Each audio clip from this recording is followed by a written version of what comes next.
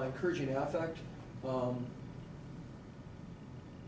Identify emotions are key to the IPT model, kind of like the how did you feel, helping patients identify, acknowledge their feelings. Some have suggested that IPT is not an affectively driven treatment, and again, this is more kind of like therapeutic, researchy stuff. But for example, you're familiar with dialectical behavior therapy, DBT? Yeah.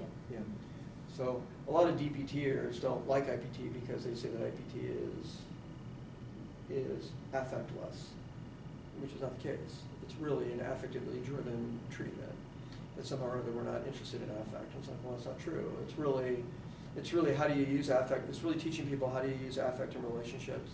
How do you understand the role of affect in understanding kind of the onset and maintenance of the symptoms, and exploring it appropriately, like what we were talking about yesterday. That would have been a perfect example of, I think one of the things you were thinking about yesterday with Jackie's case about like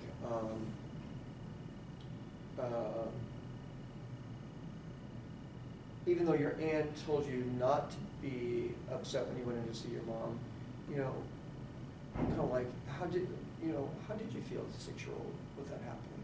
You know, and 6-year, you know, like kind of like pulling on like, boy, just having you talk about that, that's making me feel really, you know, filled up with emotion, and it'd be really hard. And I'm sure as a 6-year-old, it would be really hard to try to keep that, keep that under wraps. You know, so then you're going after it because it's meaningful, because it's related to, you know, a style that's emerged or a style that's developed.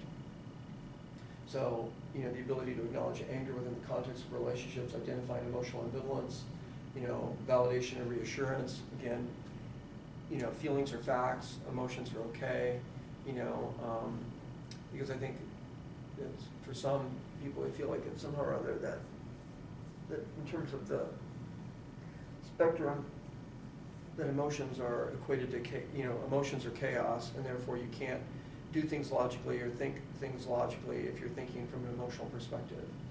And oftentimes in relationships, and again, I don't mean to necessarily do men bashing, but I think sometimes men will take this tack with women like, you know, you're just being too emotional, you know, and you need to be more logical. You need to just think about this more logically, you know, and but again, it's like, well, but that's not the reality. The reality is you do have feelings, and it's important to acknowledge them and be mindful of them and use them as a guide to help you understand what's going on.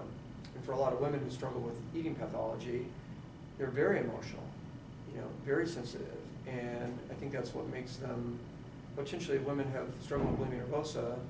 Interestingly enough, they have an enormous capacity to care for other people, to love other people, to be emotionally connected in with other people, and to have a great barometer on the emotional world of others.